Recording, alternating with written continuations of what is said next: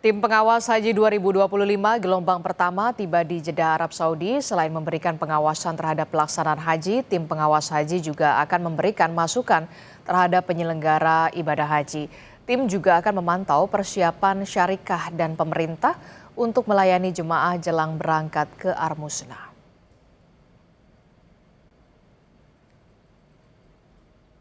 Tim WAS DPR memposisikan tidak hanya sebagai pengawas, tapi juga mendukung mencari langkah.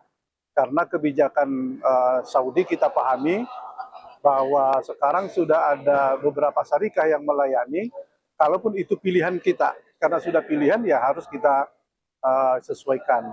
Komitmennya para syarikah, komitmennya Kementerian Haji, saya punya keyakinan ini bisa kita urai, bisa kita tangani dengan baik.